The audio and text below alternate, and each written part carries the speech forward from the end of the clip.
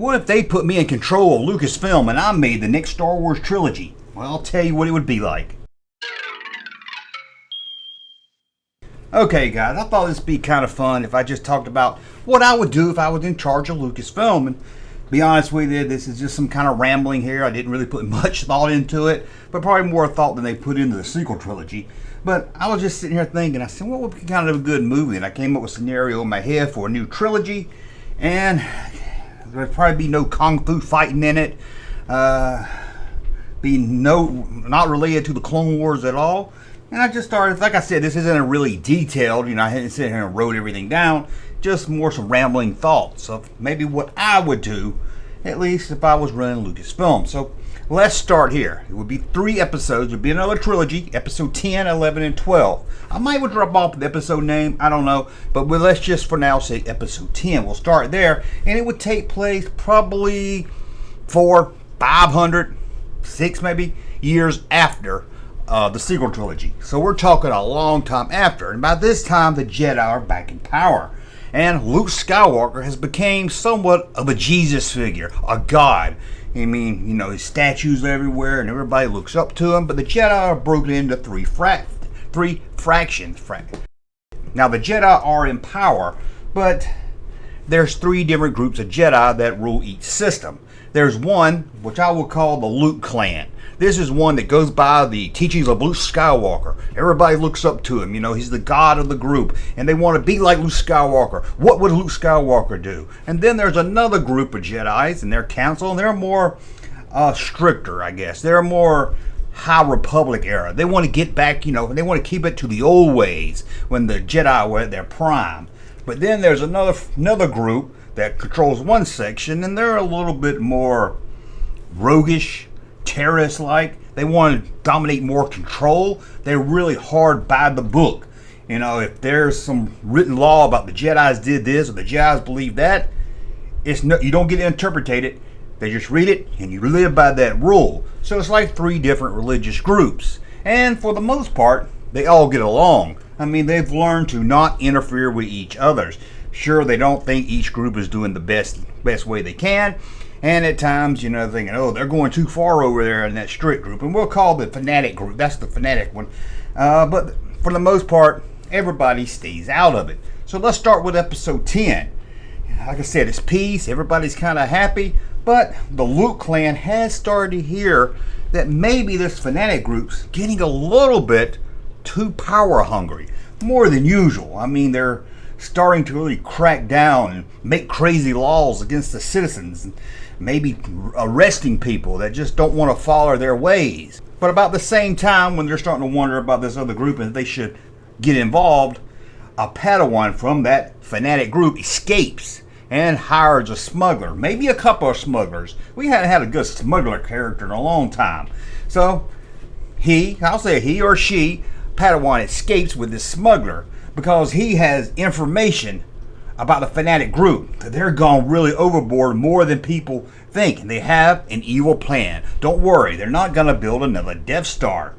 So their plan is to head to the Luke clan and talk with the council there to get them to step in to do something to stop this. Meanwhile, the Luke clan has a meeting with the other clan, the more High Republic clan.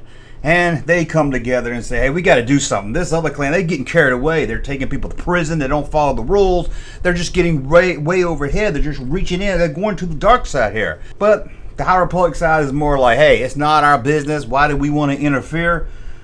So we're going to stay out of it. Now, the episode 10 comes near an end when the smuggler and the Padawan are captured by bounty hunters who want to take them back to the fanatic clan because they're holding that information. And what is the information? We learned at the end of episode 10, the Padawan knows where the DNA of Luke Skywalker is. And this fanatic group is planning to clone him and bring him back. But they're captured by the bounty hunters who's going to send them back. So we end on a cliffhanger to episode 2. The Luke clan, who's been waiting for this Padawan to show up with some incredible news, they find out that he's been captured along with the smuggler and come up with a plan to try to rescue him. And when they do get to rescue the Padawan, they learn that the DNA of Luke Skywalker is hidden at an ancient Jedi temple. But sadly, it's in the segment area where the fanatic groups is. So they're going to have to go into that sector where they're not really wanted at all and find this Jedi temple and the DNA of Luke Skywalker. Meanwhile, the High Republic area, the ones that didn't want to get into it, has found they're being dragged into this because as this fanatic group starts arresting people, they start trying to expand their territory, bringing in more people from their side. People that's right on the border, they're like, hey, you're getting arrested too, we're moving in. And they get concerned. So they go back to the Luke clan and say, you're right, we've got to do something. And this is when war breaks out. The two groups against the one fanatic group, who we now have learned that the council of the fanatic group has really turned dark. I mean, they're practicing the dark Jedi ways, and there's a lot of inner fighting there.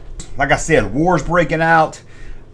The fanatic group is getting really dark, and we end with the good guys, the Padawan and the Luke clan, finding this DNA, and they have to head back. Another cliffhanger. So episode 3 is all out war. Talking about these fractions are all fighting each other, but now they're starting to be a little bit of a problem where each of these fractions, even the Luke one, they're starting to think, hey, if we win this war, we can control the whole galaxy like we used to. The High Republic era guys are thinking, hey, we can wipe out the fanatics and then push the Luke clan out of the way also. We can be Cosmo.